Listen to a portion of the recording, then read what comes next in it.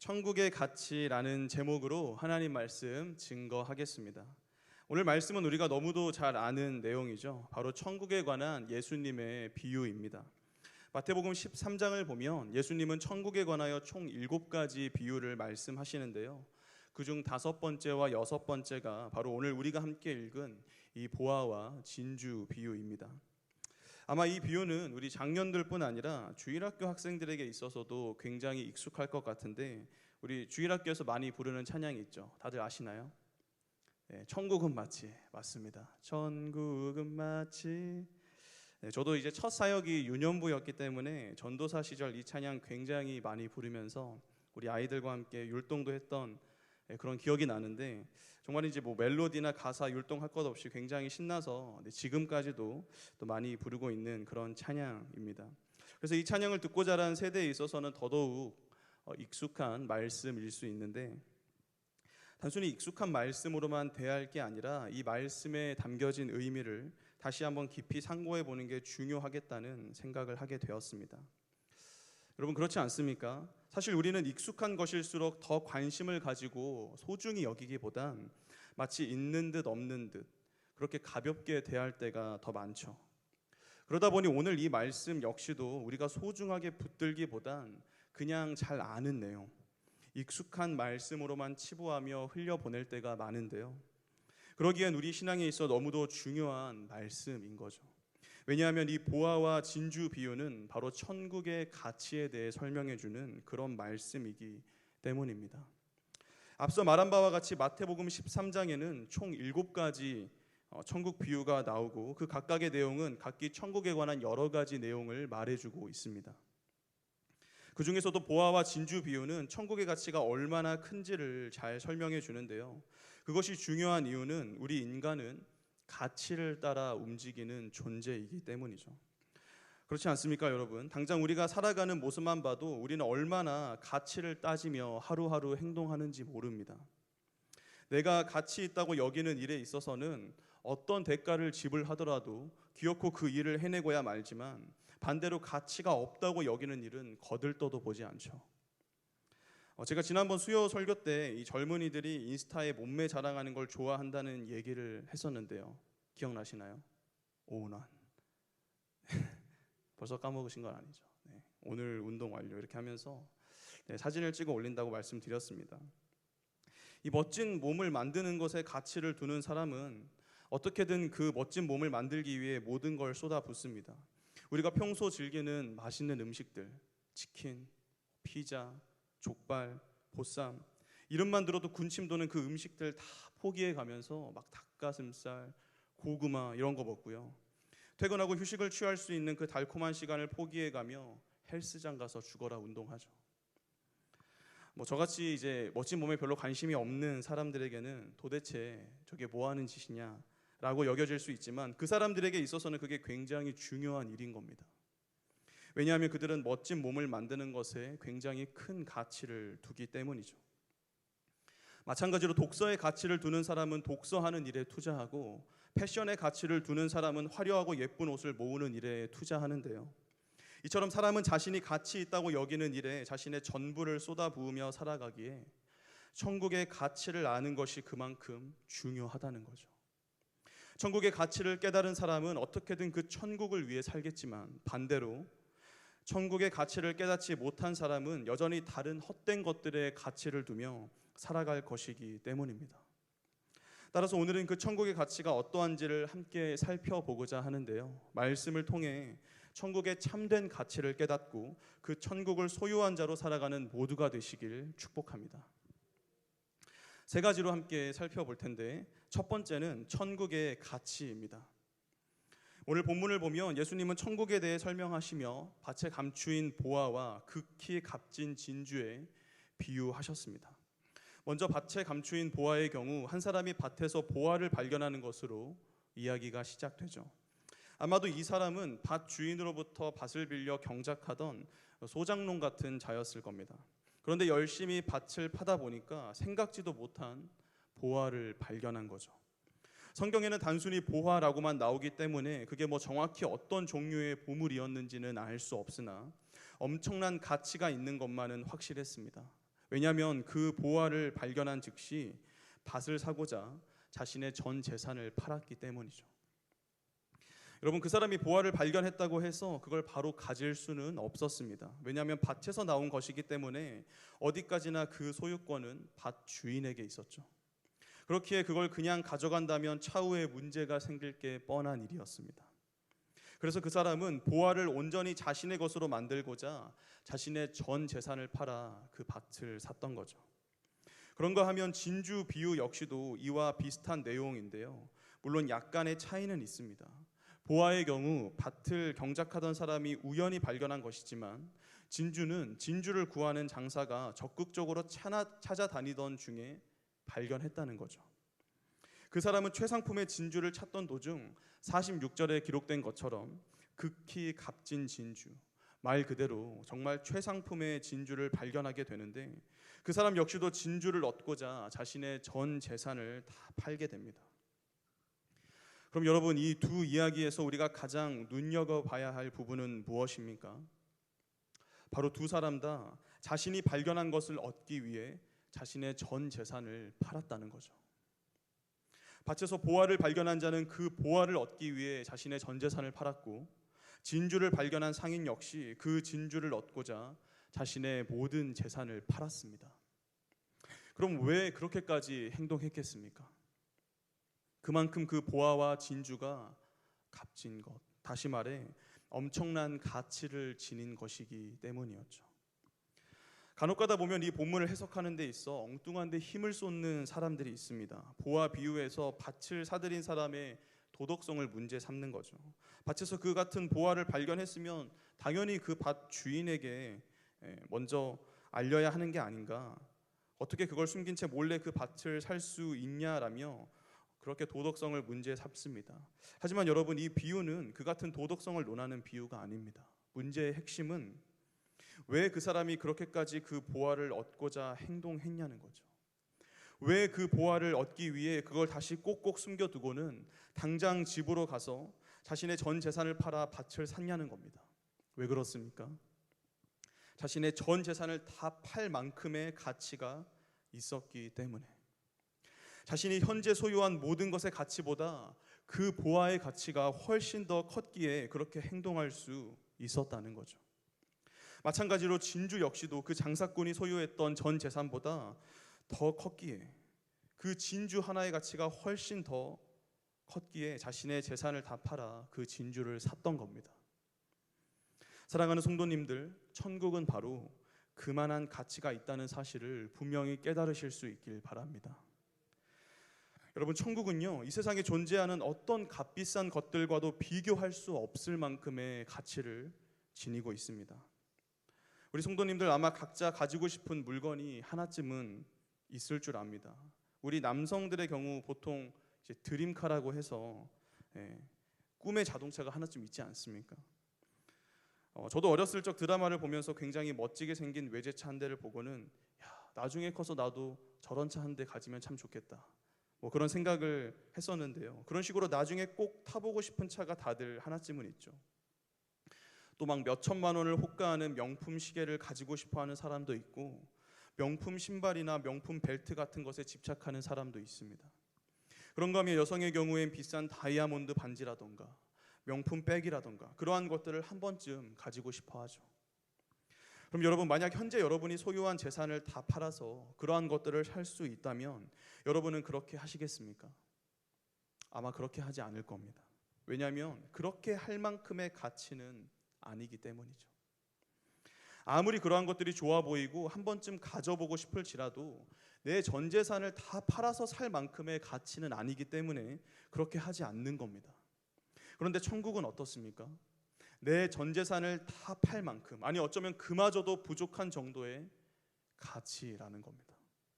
그건 돈으로 환산할 수도 없고 이 세상에 존재하는 그 어떤 기준으로도 측정할 수 없는 수준의 가치인 거죠. 그럼 도대체 천국이 어떤 곳이기에 그렇게 우리의 전 재산을 다 팔 만큼의 가치가 있냐?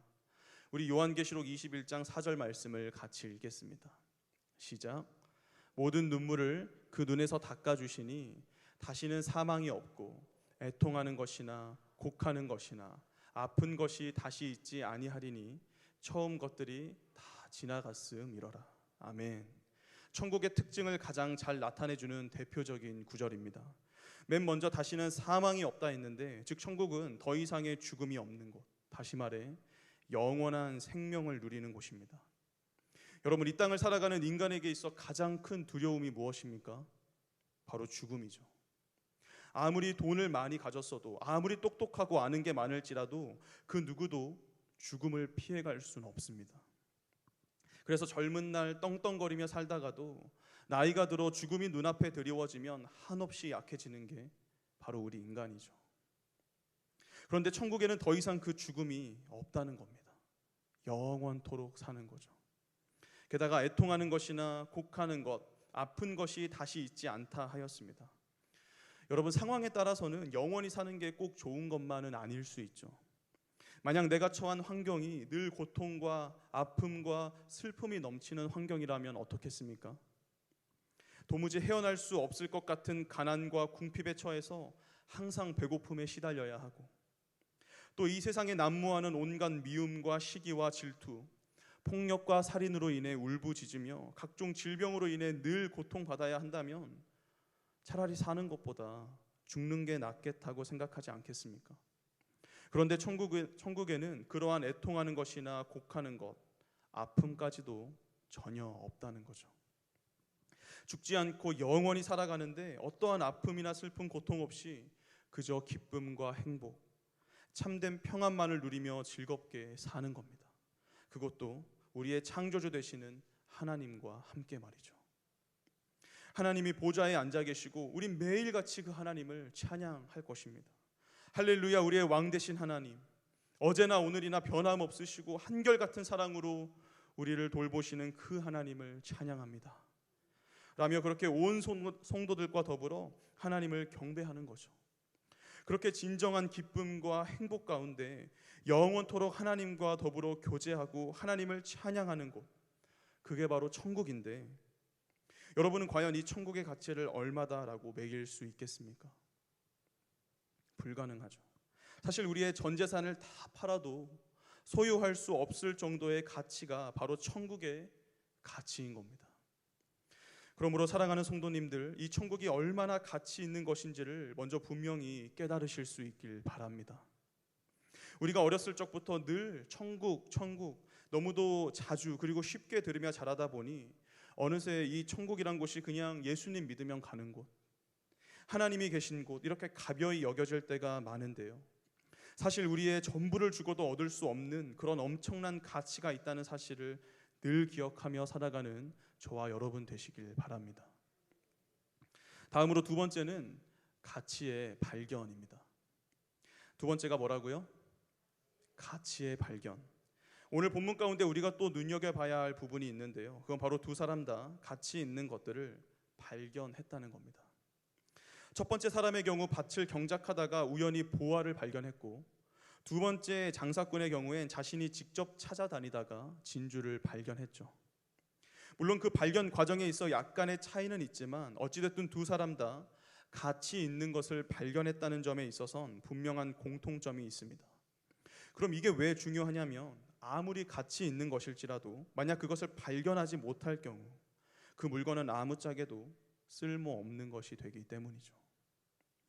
다시 말해 발견하지 못한 자에게 있어 그 어떠한 영향도 미치지 못한다는 겁니다. 그렇지 않습니까, 여러분? 분명 밭에 감추어졌던 그 보화는 굉장히 가치 있는 것이었습니다. 한 사람의 인생을 송두리째 바꿔놓을 수 있을 만큼의 어마어마한 보물이었죠. 그런데 만약 그 사람이 그 보화를 발견하지 못했다면 어땠겠습니까?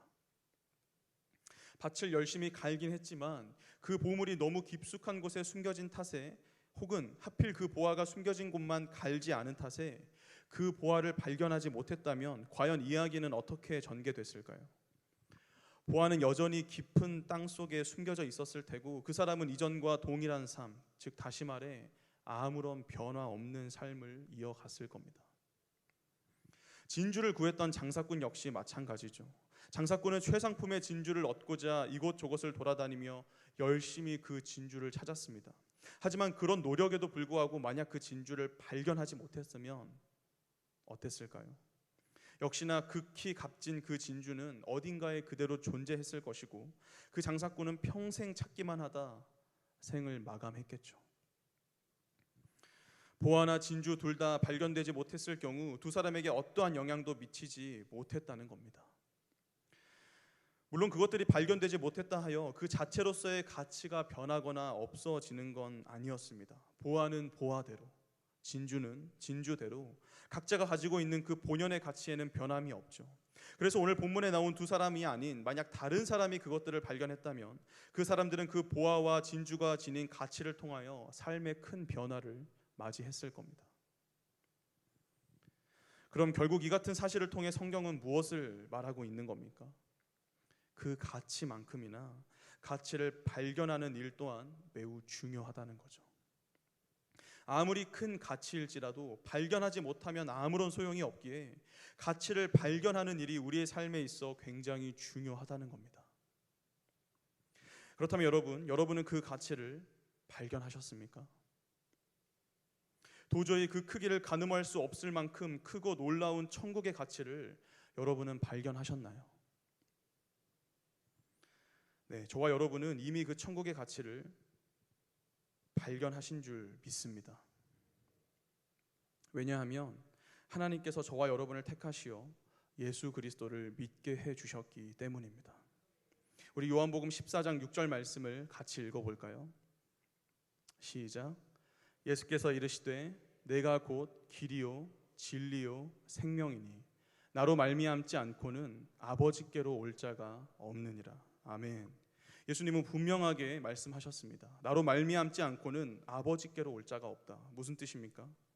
오직 예수 그리스도를 통해서만 하나님이 계신 곳, 바로 천국에 갈 수 있다는 뜻입니다. 다르게 표현하면 오직 예수님을 믿게 될 때 천국의 가치를 깨달을 수 있다는 거죠. 물론 하나님이 인간을 처음 만드셨을 땐 그 천국의 가치를 모르지 않았습니다. 타락하기 전 인간은 날마다 하나님과 교제하며 천국에서의 삶이 바로 이런 것이구나를 몸소 느꼈겠죠. 하지만 죄로 인해 타락하게 되자 어떤 일이 벌어졌습니까? 하나님과의 교제는 끊어졌고 더 이상 인간은 천국이 어떠한 곳인지 짐작조차 못하게 되었습니다. 더 나아가 아무리 천국의 가치에 대해 설명해줘도 전혀 깨닫지 못하는 존재가 되었죠. 그래서 예수님이 본격적인 공생의 사역을 시작하시며 광야에서 외치셨을 때 회개하라 천국이 가까워 왔느니라 라고 외치셨을 때 그 반응들이 어떠했습니까? 말씀에 반응하며 나아오는 자들도 있었지만 대부분의 많은 사람들은 한 귀로 듣고 한 귀로 흘려보냈습니다. 요한복음 1장 5절 말씀처럼 빛이 어둠의 빛이었지만 어둠은 전혀 깨닫지 못한 거죠. 그런데 여기 있는 저와 여러분도 예수님을 만나기 전까지 모두가 다 그런 존재 아니었습니까? 아무리 귀에다 대고 천국이 이런 곳이야 설명해줘도 그저 콧방귀만 뀌었죠. 그런 천국 너나 가라고, 난 필요 없다고 그랬던 우리였습니다. 지금도 우리가 애써 전도하고자 하는 우리의 가족과 친구와 이웃들처럼 말이죠. 우리가 가서 전도하면 지금 그들의 모습이 딱 그런 모습이잖아요. 난 그 천국 필요 없다고, 너나 가라고. 우리 역시도 딱 그런 모습이었는데 그랬던 우리가 어떻게 천국의 가치를 발견할 수 있었다고요? 예수 그리스도를 믿음으로. 우리의 구주 되시는 그 예수님을 믿음으로 말미암아 천국의 가치를 깨닫게 된 겁니다. 아무리 이전에 수없이 듣고 보았어도 깨달아지지 않았었는데 길이요 진리요 생명 되신 예수 그리스도를 믿고 나니까 비로소 천국이 어떤 곳인지 얼마나 가치 있는 곳인지를 알게 된 겁니다. 그러므로 사랑하는 성도님들, 우리를 천국 백성으로 택하여 주신 하나님, 예수 그리스도를 통하여 그 천국의 가치를 깨닫게 해주신 하나님께 감사와 영광을 돌릴 수 있길 바랍니다. 여러분, 하나님이 우리를 선택해 주시지 않았다면 우린 평생을 가도 그 천국의 가치를 알지 못했을 겁니다. 현재 복음을 귓등으로도 듣지 않는 세상 사람들처럼 100번, 10,000번을 설명해줘도 난 필요 없다, 너나 가라 이러면서 지옥을 향해 달려갔을 겁니다. 하지만 하나님은 우리를 택하여 주셨고 예수 그리스도를 믿게 하심으로 그 가치를 깨닫게 해주셨습니다. 그렇다면 예수님을 통하여 그 천국의 가치를 발견했다면 이제 우리가 해야 할 일은 무엇이겠습니까? 마지막 세 번째인데요. 나의 모든 소유를 다 팔아 그 천국을 소유하는 것입니다. 아멘이십니까? 네, 천국의 가치를 발견한 자가 해야 할 일, 바로 그 천국을 온전히 소유하는 것이죠. 여러분, 앞서 설명한 것처럼 아무리 보화와 진주가 같이 있을지라도 그걸 발견하지 못한다면 아무런 소용이 없었습니다. 그런데 마찬가지로 그 가치 있는 걸 발견했을지라도 만일 그걸 소유하지 못한다면 역시나 아무런 소용이 없습니다. 내가 소유하지 않는 한 그 가치 있는 것은 나에게 아무런 영향을 줄 수 없기 때문이죠. 그저 그림의 떡에 불과한 겁니다. 그렇기에 오늘 본문에 나오는 두 사람 다 어떻게 행동했습니까? 어떻게든 그 보화와 진주를 자신의 것으로 만들고자 당장 전 재산을 다 팔았던 거죠.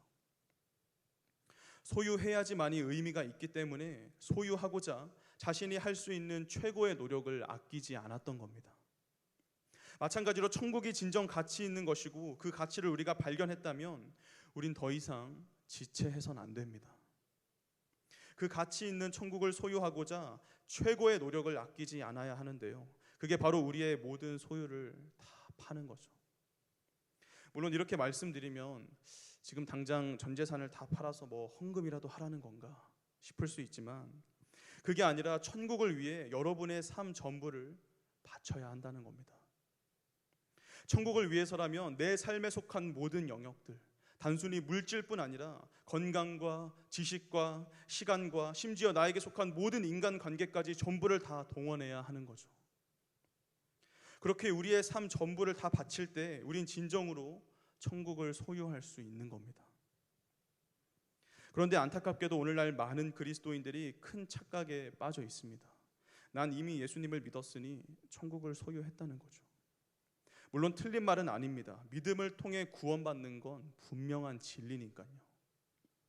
하지만 여러분, 우린 생각해 봐야 합니다. 과연 내 믿음은 진짜 믿음이 맞는지 말입니다. 야고보서 2장 17절과 18절 말씀을 같이 읽겠습니다. 시작. 이와 같이 행함이 없는 믿음은 그 자체가 죽은 것이라. 어떤 사람은 말하기를 너는 믿음이 있고 나는 행함이 있으니 행함이 없는 내 믿음을 내게 보이라. 나는 행함으로 내 믿음을 내게 보이리라 하리라. 아멘. 야고보 사도는 행함이 없는 믿음을 가리켜 죽은 것이라 하였습니다. 왜 그렇습니까? 진정한 믿음, 정말 살아 숨쉬는 믿음은 반드시 행함으로 나타나기 때문입니다. 그래서 18절에서도 말하지 않았습니까? 나는 행함으로 내 믿음을 내게 보이리라. 누군가 자신에게 정말로 믿는 거 확실하냐? 정말 하나님과 예수 그리스도를 향한 믿음이 있냐라고 물어본다면 자신은 행함을 통하여 그 믿음을 당당히 증명해 보이겠다는 겁니다. 그렇다면 여러분, 진실로 예수 그리스도를 믿은 자, 정말 천국의 가치를 깨닫고 그 천국을 소유하기로 마음먹은 자의 삶은 어떠해야 합니까? 방금 말씀드린 것처럼 천국을 위하여 자신의 모든 걸 쏟아 부어야 합니다. 말로만 예수님 믿는다고 천국을 소유했다고 떠드는 게 아니라 당당히 행동으로 보여주는 거죠. 여러분, 우리가 이렇게 드리는 이 공예배 하나 온전히 사수하지 못하면서 어떻게 천국을 소유했다고 자부할 수 있겠습니까? 물론 다들 바쁜 현대를 살아가죠. 직장 생활에, 학업에, 육아에 참으로 바쁜 하루하루를 살아가고 있습니다. 하루 종일 힘든 일 마치고 오면 당연히 집에서 쉬고 싶고 나만의 여유도 즐기고 싶은 마음 저도 다 압니다. 그런데 여러분, 천국 아닙니까? 우리가 믿음을 통해 얻게 된 것이 몇 억을 호가하는 외제차도 아니고 다이아몬드 반지도 아니고 그것들과는 비교조차 할 수 없는 천국 아닙니까? 천국은 앞서 말한 것처럼 아픔도 슬픔도 고통도 없는 곳이고 영원토록 하나님과 함께 행복을 나누는 그런 곳이기도 하지만 동시에 예수님이 피로 값주고 사신 곳이기도 합니다. 주님은 그 천국을 우리에게 주시고자 십자가에 못 박히셨고 결국엔 자신의 생명까지 내어주셨습니다. 그렇다면 정말 그 천국의 가치를 아는 자라면 내 휴식과 여가를 포기하더라도 주님 앞에 나와 먼저 예배드리는 것이 진정 그 천국 값을 지불하는 모습이 아닐까요?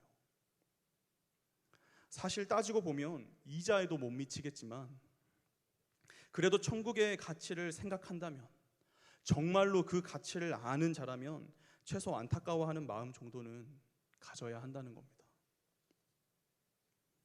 마찬가지로 주님이 주신 달란트를 통해 헌신하는 일이나 매일매일 경건에 힘쓰는 일, 세상 밖으로 나아가 복음을 증거하는 일과 이번 담임 목사님께서 다녀오신 것처럼 주님을 알지 못한 채 죽어가는 저들을 위해 선교하는 일 등, 우린 천국을 위한 그 모든 일에 나의 삶 전부를 바칠 수 있어야 합니다.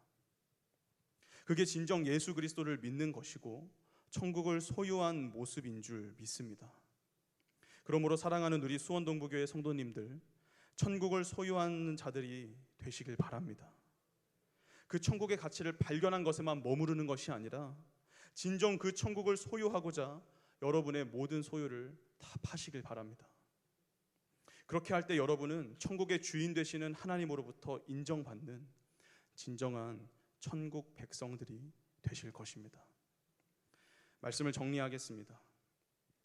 찬송가 491장 저 높은 곳을 향하여를 부를 때마다 떠오르는 분이 계십니다. 바로 주기철 목사님이죠. 일제강점기 시절 일본 정부의 신사참배 강요에 많은 목회자들이 저항했었지만 극심한 박해로 인하여 결국 총회는 신사참배를 가결했습니다. 그 결과 여러 목회자들이 신사에 나아가 절했지만 주기철 목사님은 끝까지 거부하셨죠. 그로 인해 총회에서 제명당하셨고 이후 체포되시어 정말 말로 다할 수 없는 고문을 받으셨습니다. 결국엔 그 고문으로 인해 감옥에서 생을 마감하셨는데, 그 같은 주기철 목사님의 생애를 담은 영화가 바로 1977년에 제작된 저 높은 곳을 향하여였습니다. 여러분, 신사참배 겨우 신상 앞에 절 한번 하면 되는 건데 왜 주기철 목사님 그렇게까지 반대하셨을까요? 그 누구보다 천국의 가치를 잘 아셨기 때문입니다. 당장 고통받을지라도 장차 이르게 될 그 천국의 가치가 현재 삶에서 누리는 편안함보다 더 크다는 것을 아셨기에 천국을 소유한 자로서 그렇게 행동하셨던 거죠.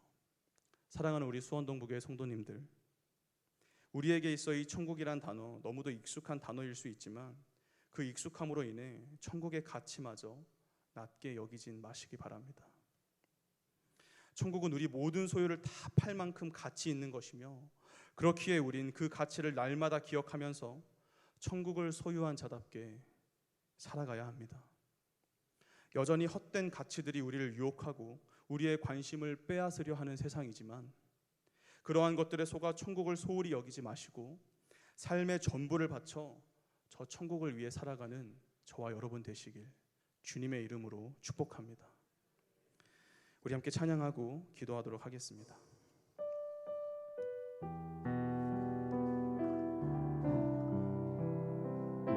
우리 저 천국을 바라보며 함께 찬양합니다.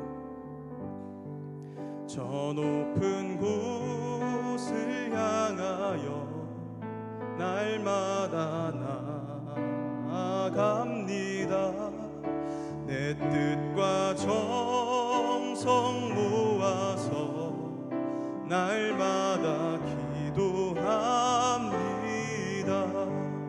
내 주여 내 맘 붙드사 그곳에 있게 하소서. 그곳은 빛과 사랑이 언제나 넘치옵니다. 괴로움과 죄가 있는 곳 나 비록 여기 살아도 빛나고 높은 저곳을 날마다 바라봅니다. 내 주여 내 맘 붙드사 그곳에 있게 하소서. 그곳은 빛과 사랑이 언제나 넘치오니 험하고 높은 이 길을 쌓으며 나아갑니다. 다시금 기도하오니 내 주여. 우리 다시 고백합니다. 험하고 높은 이 길을, 험하고 높은 이 길을 싸우며 나아갑니다. 다시금 기도하오니 내 주여 인도하소.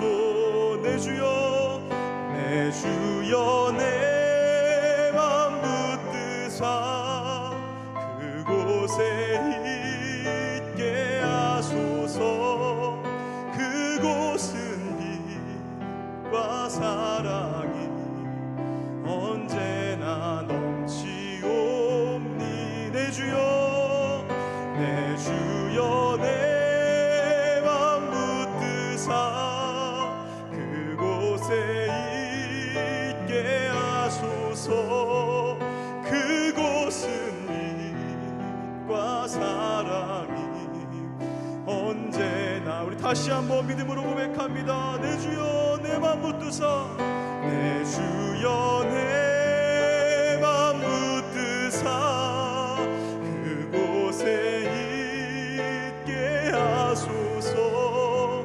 그곳은 빛과 사랑이 언제나 넘치옵니다.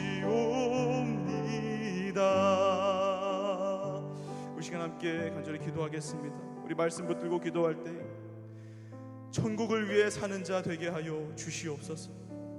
익숙함에 속아 그동안 천국을 너무도 가볍게 여겼고 소홀히 여겼던 나를 용서해 주시고 그 가치를 다시금 가슴에 깊이 새기게 해달라고 기도하겠습니다. 그래서 그 가치를 아는 자답게, 정말로 천국을 소유한 자답게 나의 삶 전부를 바쳐 주님을 위해 살아갈 수 있게 달라고 우리 시간 간절한 마음으로 함께 같이 기도하겠습니다. 주여